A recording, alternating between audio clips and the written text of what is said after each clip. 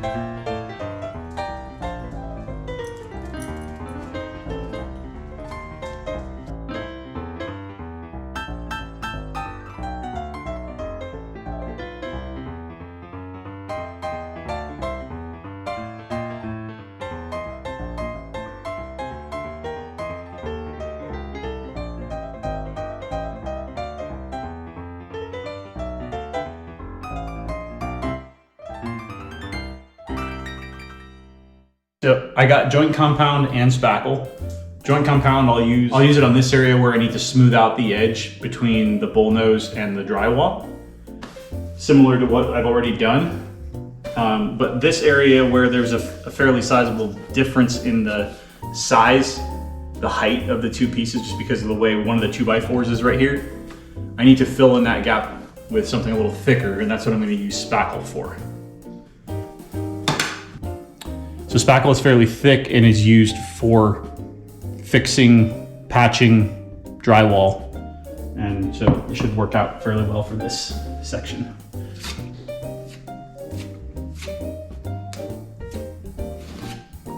How long does this take to dry? Once it is white, it is dry. Oh, nice. You don't have to guess. You don't have to guess. Now, once this spackle is dry, then I will use some joint compound to kind of skim over the area. Make sure everything is nice and smooth, and then I'll sand it down and then texture it.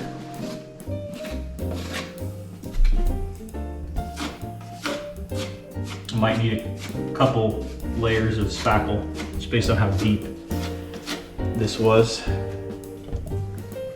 So once I let it dry, I'll assess and go from there.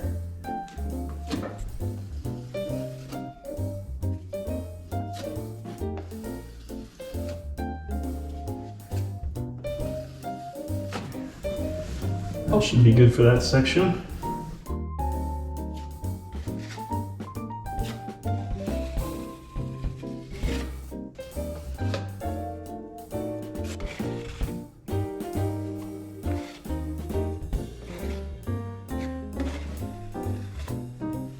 So this will take a couple hours to dry, and then I can sand, look for any low spots, fill those in with joint compound, since that's a little bit easier to work with, a little smoother.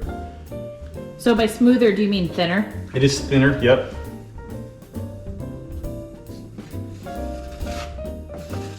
So once everything is patched up and good to go and dry, Then I'll sand, and I'll sand past the area where I put my patches into the area that's already painted so that it blends in, and then I'll retexture over that area, and I'll retexture slightly farther than where I sanded and blend that all together so it should be fairly invisible. Cool.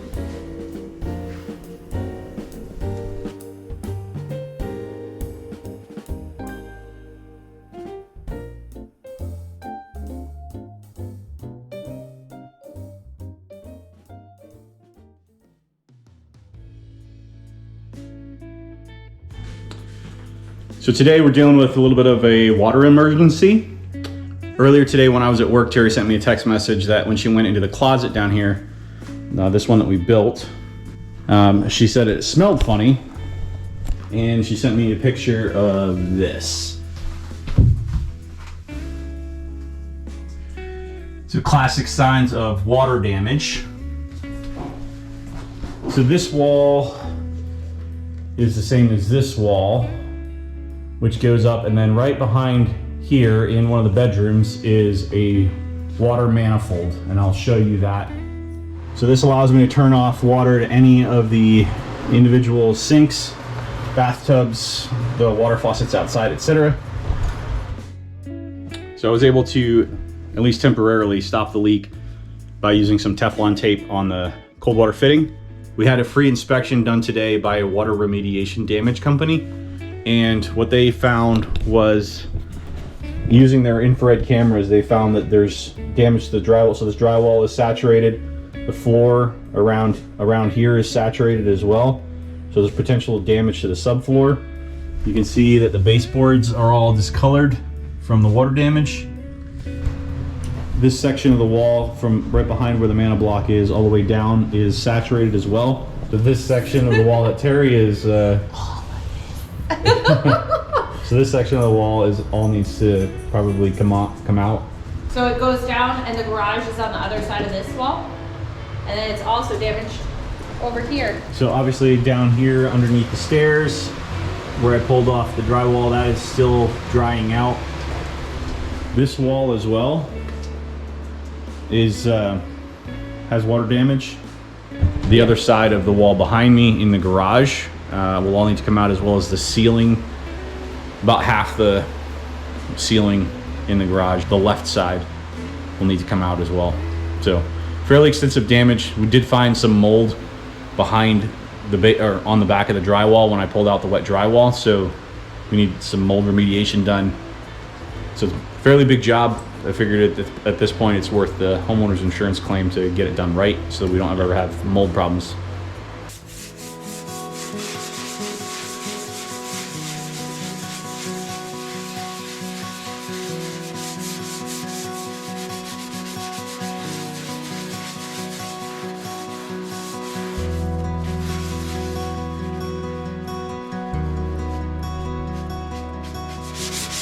Why do you need to get it smooth if you're going to put texture on it? So not every single spot is going to have texture on it, and if there are like grooves in the joint compound, then you may be able to see them once the texture's done.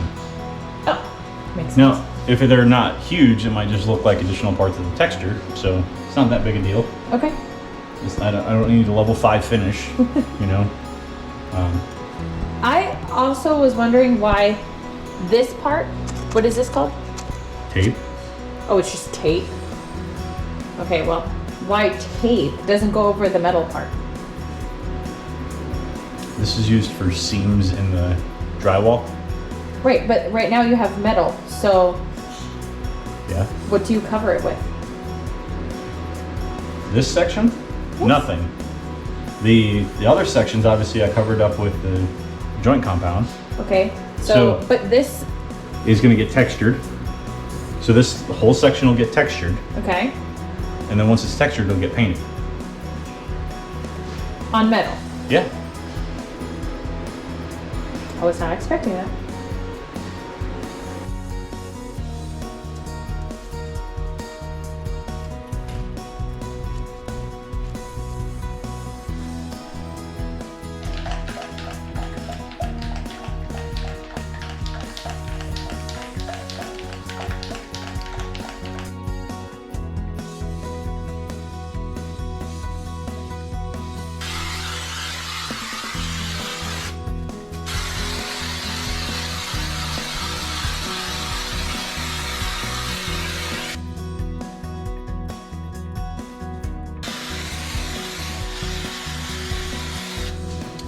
So I need to let the texture dry for 4 to 8 minutes and then knock it down with a wet putty knife so that it has a flat appearance instead of standing out so much from the wall.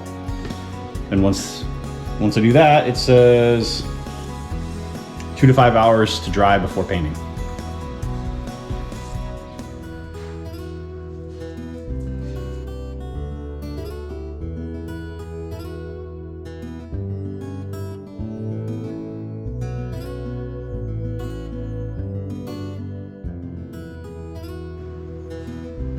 The end. Thank you for watching today's video. If you would like to support us, please subscribe to our channel and like this video.